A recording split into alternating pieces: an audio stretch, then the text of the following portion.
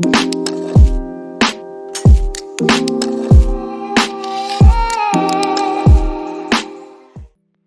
and welcome back to the channel everyone. I hope that you all are well and you're having a nice time. I am back with another video, and in this one I'm going to run you through my team selection for FPL Game Week 23.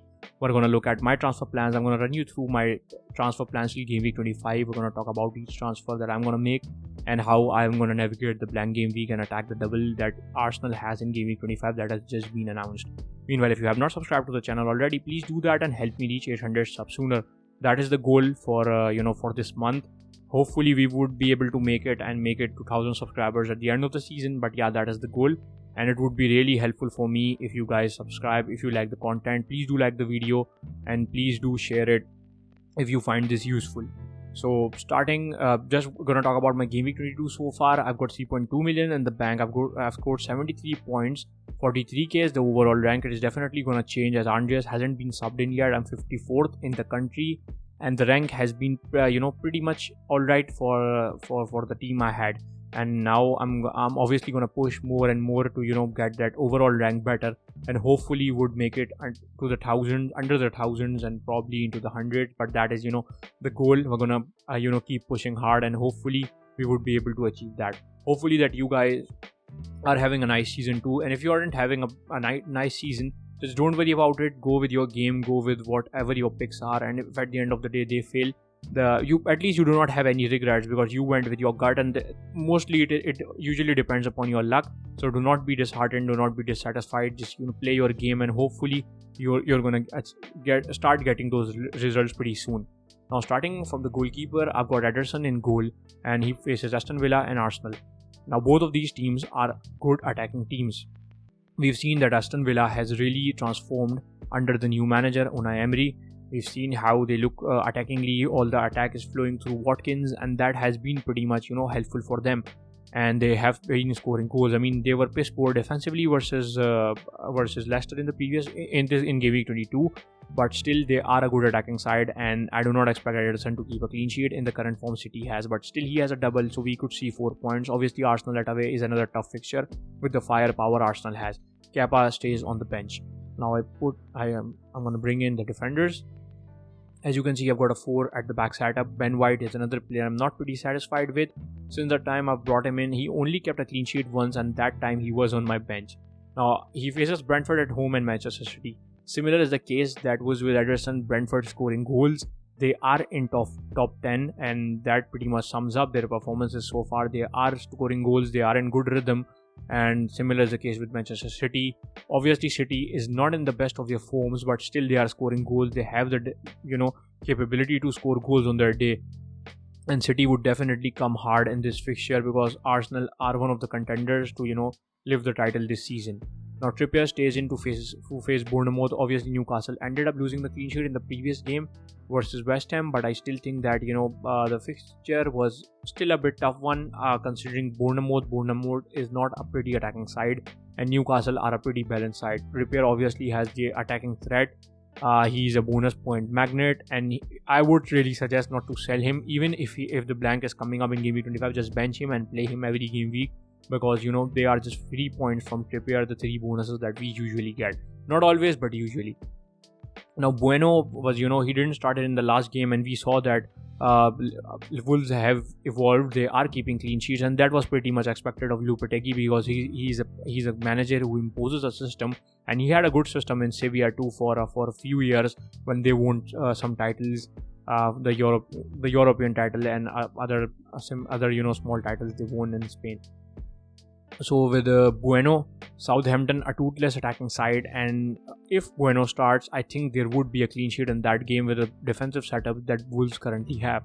Now James is in to cover that Chelsea defense. Hopefully he doesn't get subbed out at 59, and we might enjoy the clean sheet from him, but he is one of those players who might give you those attacking returns too. Hopefully he would make past the 60-minute mark.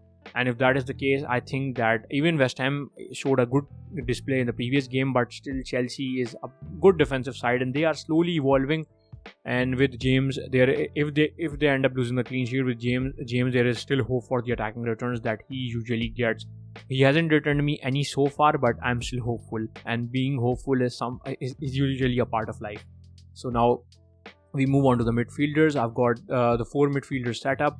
As you can see, I've got Rashford versus Leeds at away. Rashford is in brilliant form. I mean, we had to wait so long to see this form from Rashford, and he's been playing so well. He's their main man. He's scoring goals, and that is something that we would expect from Rashford to do. So yeah, he stays in. He's going to face Leeds at away. We're definitely going to see Leeds, the Leeds at home fixture for Rashford in this game week, in game week 22. So that would be something to look out before we make our transfer moves. Now Bruno Fernandes is someone I'm thinking to take out from my side, and that definitely depends upon the performance he puts up. But he has to go because he's got a blank in game week 25, and I do not want to have a headache of benching and starting players in game week 25 when there are blanks. So Bruno is someone on the list that would be scrapped out as soon as the game week 23 starts. Now Almiron is someone on the list that the players that I want to take out. It was a great experience with him while it lasted. It was a great ride with Almiron. He was a great differential for me. I brought him in and he was not very popular pick, and he got goals after goals and an assist, and that was hugely beneficial for my rank. And it would be pretty sad for me to take him out. I would probably shed a tear or two for him, but still he has to go because it has been a while and he has started to hurt my rank. So yeah, loving too much is sometimes not as good as we think it is. So now we move on to the this is how my midfield is going to set up. Now we move on to the forwards, and we've got Haaland, definitely the goal machine. He has been awful in the previous games. I mean, before the hat-trick, when I triple captained him, he was awful, and the previous game week he was awful again. And the reason is pretty clear. When there is no service, Haaland would do nothing. He's not going to function the way he does. No robotics, no shit. He's not going to perform well. Sorry for the foul language.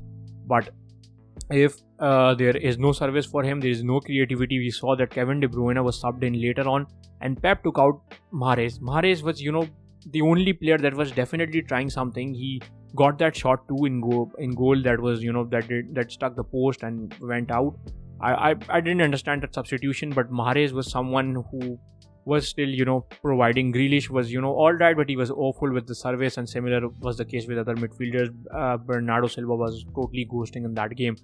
We really need Haaland in this fixture because a lot of people would definitely be using their triple captain on him. Obviously, my triple captain failed, but I wouldn't want to wish you guys bad. And if you're going to play the triple captain, assess if you can get better fixtures later on.